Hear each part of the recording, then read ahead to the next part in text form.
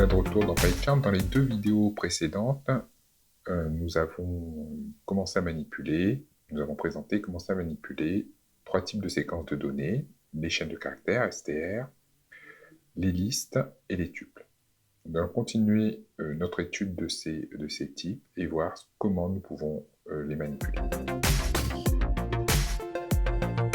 Nous avons vu aussi l'instruction for, la boucle for, que nous avons manipulée avec la fonction prédéfinie range. Petit rappel donc.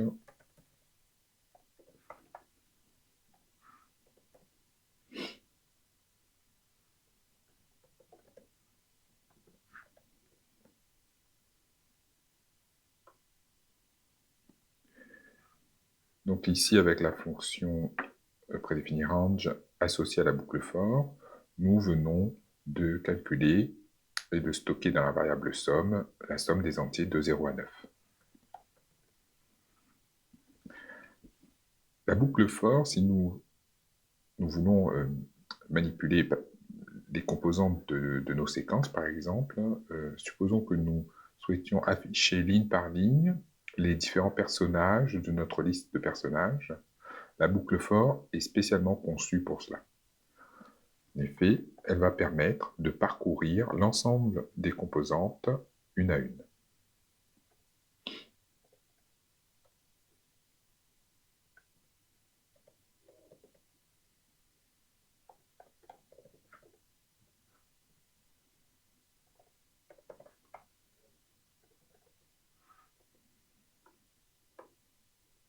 Voilà. Ici, nous avons donc simplement affiché chacun des personnages, chacune des composantes de notre liste de personnages. Donnons un autre exemple.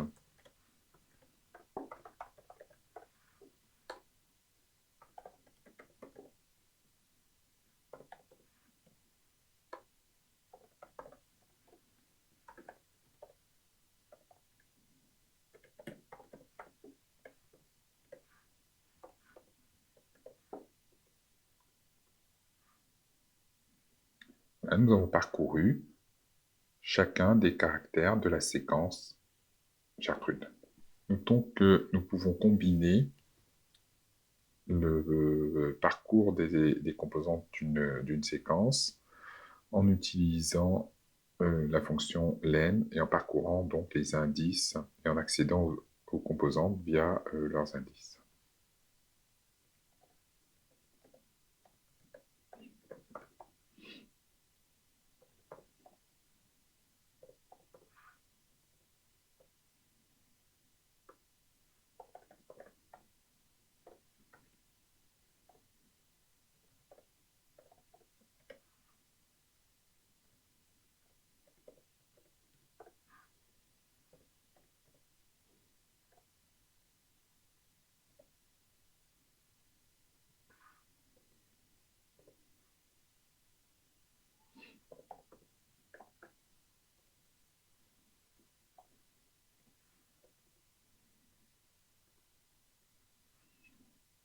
Voilà.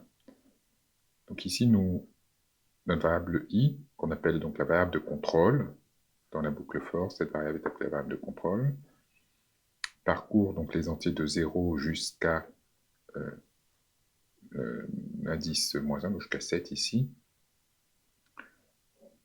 et nous accédons à la composante de notre variable nom par nom crochet i.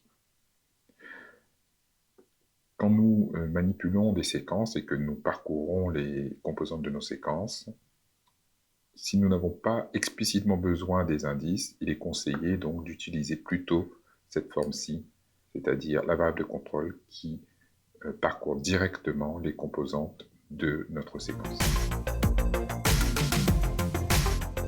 Continuons notre manipulation des séquences et voyons l'opérateur in qui va nous permettre de répondre à des questions du type: si un utilisateur nous fournit le nom d'un personnage, est-ce que ce personnage appartient à la liste des personnages du Petit Prince? Donc voyons cela.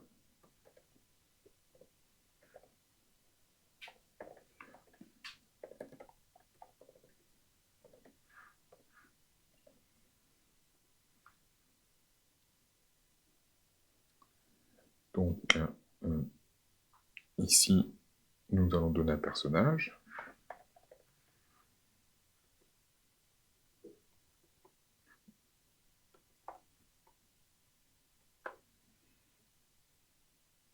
Et nous pouvons tester l'appartenance de cette valeur, en fait, à ma liste personnage.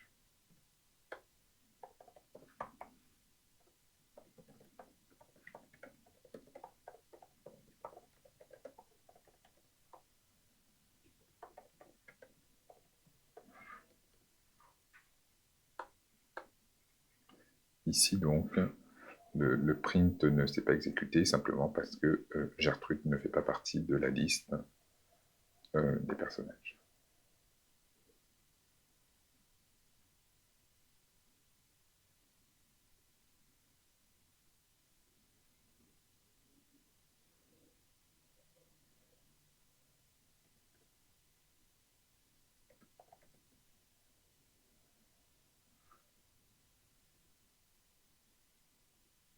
Sur les séquences, nous pouvons utiliser les opérateurs habituels de comparaison.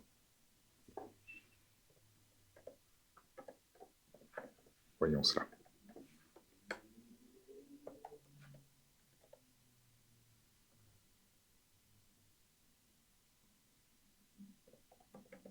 Nous pouvons donc voir, est-ce que nom est plus petit que N1?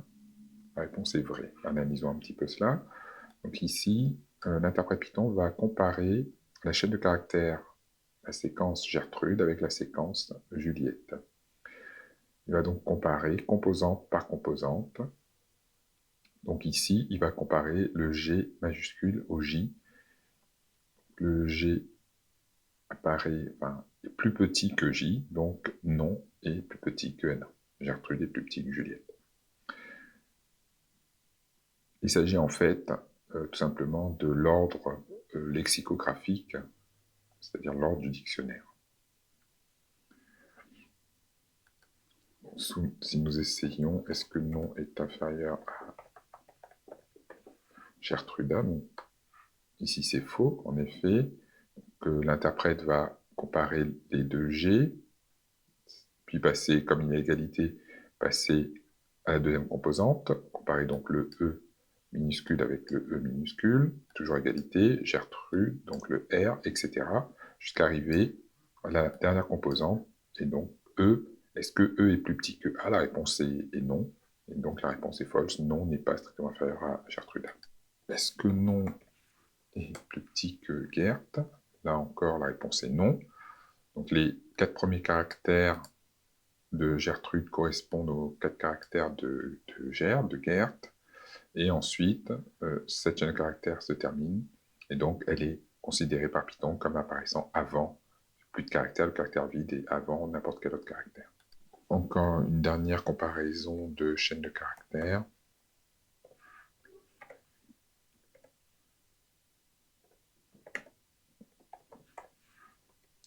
Est-ce que Dumoulin est inférieur à Dupont? La réponse est non. Donc, après DU, ici, nous avons un espace qui, dans l'ordre lexicographique, apparaît donc avant le M minuscule. Donc, est-ce que Dumoulin est strictement inférieur à Dupont? La réponse est non. Donc, nous allons continuer un petit peu plus en profondeur avec l'opérateur IN. Si nous prenons la liste suivante de quelques nombres premiers, nous pouvons tester, est-ce que 7, la réponse est vraie, est-ce que 9 appartient à la liste prime? La réponse est non. On crée une autre liste, deux autres listes.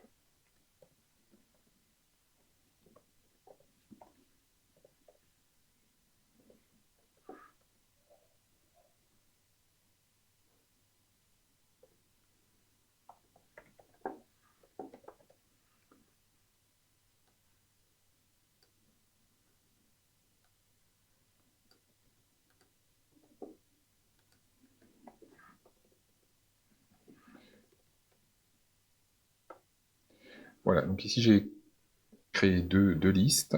contiennent des entiers. Attention, la deuxième liste contient des entiers et une liste. Donc nous pouvons tester, est-ce que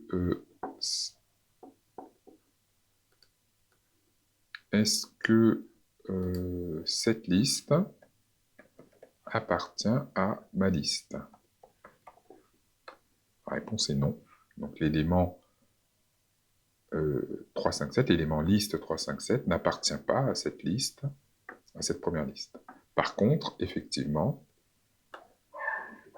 la liste 357 appartient bien à ma liste 2, ici.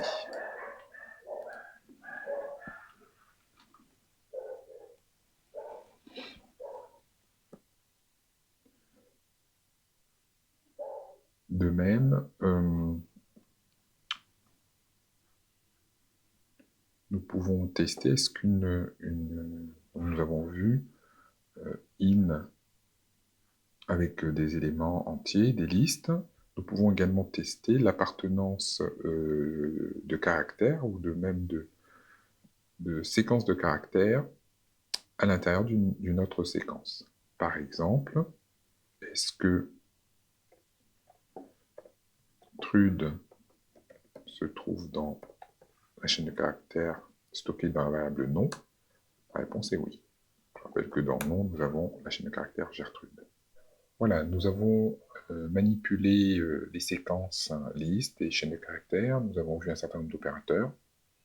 Il y a encore des explications à donner, notamment sur la différence entre liste et tuple. Nous verrons cela plus tard. Pour le moment, il est temps de parler du projet. À bientôt.